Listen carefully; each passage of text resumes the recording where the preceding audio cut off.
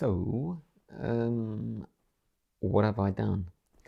Well, what I've done is, despite all my previous rantings about not wanting another Sigma Merrill camera, it appears I've been and purchased a DP1 Merrill. Now, there are some good reasons for this. Now, primarily, the good reason is that the DP1 Merrill was the Merrill camera that I'd never had, and my original kind of love of Sigma cameras came from the DP1, which, if you've seen any of my other videos, you'll know I had two of those that broke on me, and I kind of gave up on the DP1, the original DP1 per se. It just wasn't reliable enough for me, so I thought, okay. And I tried some other different formats, if you like, or different fields of view with Sigma cameras. So I did try a Merrill DP2 and a Merrill DP3, but never had a Merrill DP1. So it seemed to me like maybe I was missing something and I should try a DP1 Merrill. So what are my first impressions? And to be honest, it's not quite what I expected. Obviously, these things are very kind of metal feeling. They feel very sturdy. I have added the grip thing, one of these grip things, primarily because it gives me the option of sticking it on a tripod really easily without having a tripod plate on the bottom. It still allows access to the to the battery door and the memory card, and it also gives it a degree of protection getting it in and out of bags, so that's why I've stuck a grip on it. So yeah, camera feels really sturdy, nice metal construction. I have to say, without the grip, these things feel a little bit kind of slippery in the hand. They've just got some dots on the front of the body there, which is under the grip now. They've got some dots there. Doesn't really provide a lot of grip, so that's why I've put a grip on it. So that hasn't changed from previous. That's all good and all the same. The menus on these cameras are pretty sparse, pretty relatively empty compared to a lot of cameras nowadays. But it's not a bad layout. You kind of go across the top, across the various settings, and you can just drill down. It's good. I think it's good. It works well. And also, kind of the button layout on these things. Yeah, the button layout on these things is pretty good. Most of what you need, you can find here, a little bit on the top as well. It's not a bad layout button-wise. I think it's okay. And what you can't get from the buttons, you can get from the quick settings, the QS menu, quick settings menu, and you can customize that quick settings menu so it's got the things you want on it. We'll come back to that in a minute. One thing that everyone who reviews these cameras complains about is how slow they are. And to be honest, obviously that hasn't changed from my previous ownership of these types of cameras, but it's probably not. Maybe I'm more tolerant. It's possibly not as bad as I remembered. Maybe it is actually. It takes ages.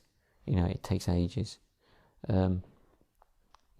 Yeah, actually, that's something that I can show. Obviously, you've got the power up, press the button, and it's ready. So that's pretty quick. But then if you take a picture, here we go. And you can see the little red light here is on, and that means it's thinking about something, and now it's flashing, and I think that means it's right into the card, and it's done. So that took a while, didn't it? So yeah, they are slow. I'm possibly more tolerant. Doesn't bother me particularly. There probably are no new functions on this over the other Merrills I've used. It's just that I've found some of them now. I don't even remember using the quick settings menu before, but it's there. I'm using it now. And Also, there are 3 custom modes. I don't remember there being custom modes. I'm sure they were there, but I didn't use them, so I'm going to use them now. And it does video as well. It's probably hopeless. I suspect it's hopeless at video, but I'm going to try it. The custom modes I'm particularly interested in because I think they really help with visualization. With mirrorless cameras, when you can see what you're going to get on that back screen, if you can set it, for example, to some sort of a high contrast black and white, then one of your custom modes, then you can see at the press of a button, pretty much, what the scene's going to look like in high contrast black and white. So I think that's really useful, and it's not something I used previously on my Merrill cameras, so I'm going to use that, and that's good. Sigma Photo Pro, SPP, as some people like to call it, is better than, and certainly quicker than, I remember it. I have upgraded, in the last week, I've upgraded from 5.5 to 6.8.2 or something. And it's definitely better, it's quicker. With big images, with the big files that the Merrill cameras put out, you don't have to immediately load the whole file when you're just reviewing images, but when you do want to edit it, you can then say give me the full resolution image, and it will do so. So that's, it just speeds up the whole workflow thing. It's better than I remembered, and there's more functions in there now than there used to be. It has definitely matured and improved over time, so that's definitely a positive.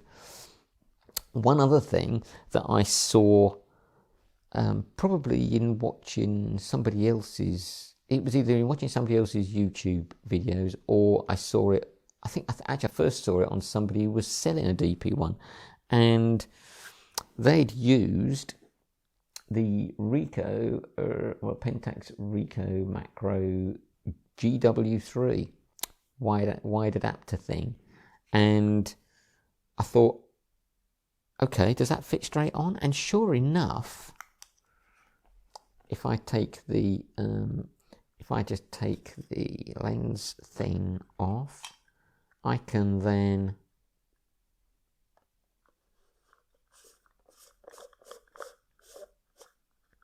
just screw that straight on, and lo and behold, it does detract from the form factor slightly,